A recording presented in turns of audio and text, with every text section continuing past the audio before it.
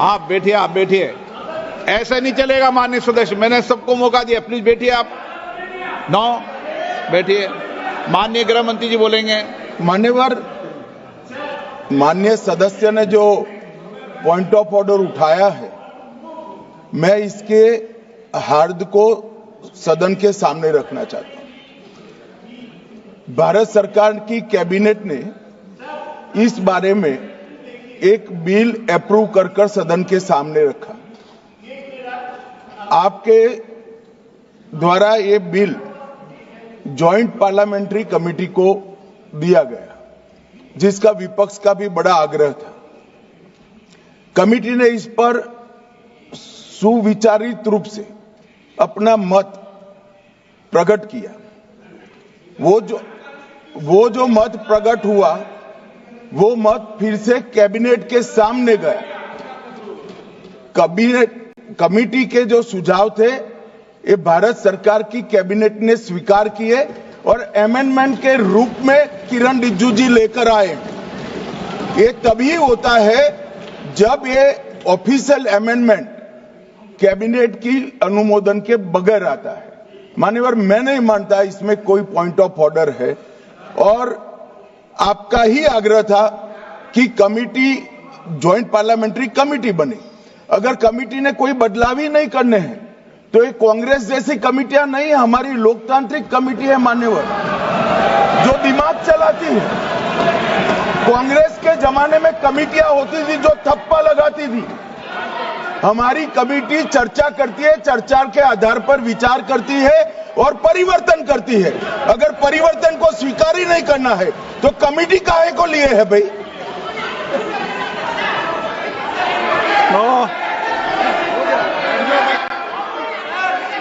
आप जब विधेयक पर चर्चा हो तो सबको मौका दूंगा।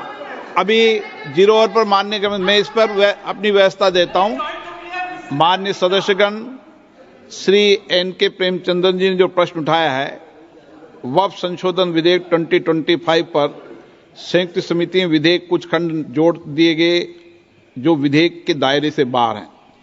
इस विषय पर मैं माननीय सदस्यों का ध्यान कौल और शब्द द्वारा रचित संसदीय पद्धति और प्रक्रिया की ओर आकर्षित करना चाहता हूं कि संयुक्त समिति की किसी भी विधेयक में संशोधन करने की शक्तियां बड़ी व्यापक और विस्तृत है। समिति किसी भी विधेयक में पूर्ण रूप से संशोधन कर सकती है या उसको पूर्णतः नया प्रारूप तैयार कर सकती है तथा विधेयक के सिद्धांत में परिवर्तन किए बिना उसका पूरा नाम और संक्षिप्त नाम भी बदल सकती है। इस प्रकार समिति किसी विधेयक में नए उपबंध सम्मिलित कर सकती है तथा विधेयक की व्याप्ति की समिति कर सकती है। विगत में कई संयुक्त समितियों ने विधेयकों में ऐसे संशोधन किए हैं। श्री किरण रिजिजू जी।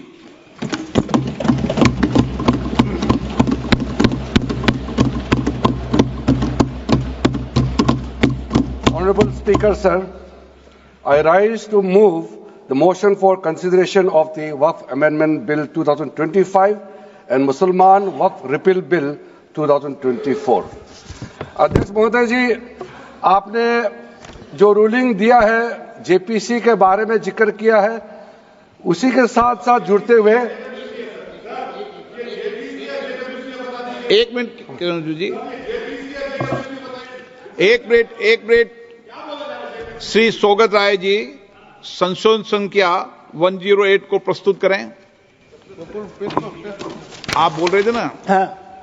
Under rule 77(2) of the rules of procedure, I propose that the Waqf Amendment Bill 2025 be recommitted for the purpose of eliciting further opinion thereon. Okay, माननीय मंत्री जी अब 12 और 16 पर अपना वक्तव्य दें।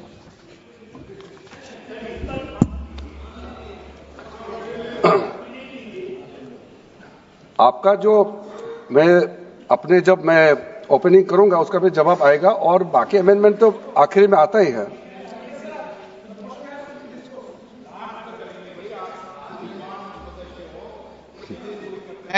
चलिए माननीय मंत्री जी।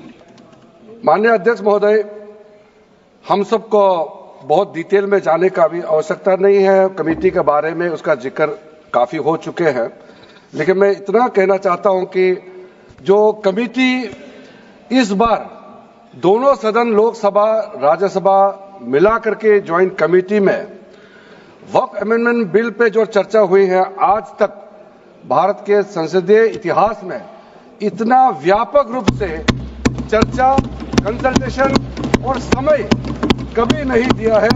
इसलिए मैं जो ज्वाइंट कमेटी में जितने मेंबर्स दोनों सदनों के लोकसभा और राज्यसभा में जो सदस्य उस कमेटी में थे, मेरे तरफ से सरकार की ओर से मैं धन्यवाद देता हूं, अभिनंदन करना चाहता हूं। अध्यक्ष महोदय जी, कुल मिलाकर के 97,27,772 याचिकाएं ऑनलाइन, फिजिकल, मेमोरेंडम के रूप में, रिक्वेस्ट के रूप में और सुझाव के रूप में पूरे तरह से सरकार ने देखा है, वो जेपीसी के माध्यम से हो या डायरेक्ट दिया हो, हमने सब उसको देखा है। इससे बड़ा कभी भी, इससे ज्यादा संख्या में किसी भी बिल के ऊपर में लोगों का याचिकाएं नहीं आया आज तक। कुल मिलाकर के 284 डेलीगेशन ने अलग अलग समुदाय के जो स्टेक होल्डर्स है, उन्होंने कमेटी के सामने में अपने बात को रखा है, सुझाव भी दिया है। 25 स्टेट गवर्नमेंट और यूनियन टेरिटरीज का वक्फ बोर्ड्स ने अपना सबमिशन भी पेश किया गया है। इसके अतिरिक्त कई लीगल लुमिनरीज, विद्वान लोग हैं हमारे समाज में, कम्युनिटी लीडर्स हैं, अलग अलग धार्मिक संस्थाओं का प्रतिनिधि, charitable organisation, civil society, academicians, researchers, policy makers, सब ने इस कमेटी के सामने में पेशकश किया है। उसके साथ साथ मैं कहना चाहता हूं सर, आज जब मैं जो बात रखूंगा आपके सामने में, पिछली बार जब हमने ये प्रस्तुत किए थे बिल को इस सदन में, तब भी मैंने कई बातें बताई थी।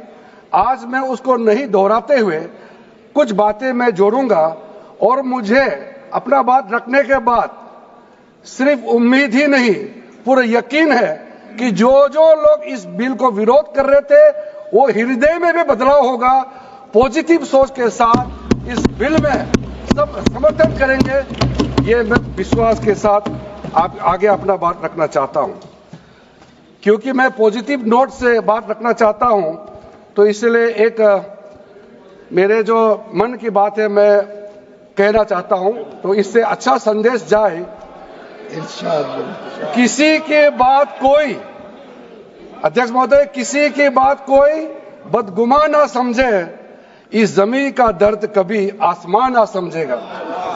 ये मैं दिल से कह रहा हूं, क्योंकि अच्छा सोच के साथ, बड़ा दिल के साथ, खुले मन से मैं ये प्रस्ताव आपके सामने में पेश कर रहा हूं। सर, कई लोगों ने अपने अपने तरीके से बातें रखी हैं। किसी ने कहा ये प्रावधान अनकॉन्स्टिट्यूशनल है, गैर संवैधानिक है। किसी ने कहा ये इलीगल है, अनलॉफुल है। सर, ये बिल जो हम लोग जिक्र कर रहे हैं कोई नया विषय नहीं है। आजादी से पहले ये बिल, जब पहली बार मुसलमान वक्फ वैलिडेटिंग एक्ट पास किया गया था 1913 में, तब से इसका इतिहास शुरू होता है। उससे पहले प्रिवी काउंसिल ने 1894 में इनवैलिडेट किया था वक्फ अल औलाद को। बाद में उसका प्रॉपर लीगल फॉर्म में 1913 के बाद फिर 1923 में द मुसलमान वक्फ एक्ट लाया गया था, जिसमें अकाउंटिंग और ट्रांसपेरेंसी के बारे में ये जोर उसको देते हुए ये एक्ट पास किया गया था। उसके बाद 1930 में द मुसलमान वक्फ वैलिडेटिंग एक्ट लाया गया है, जो रीइंफोर्स करता है लीगल वैलिडिटी ऑफ द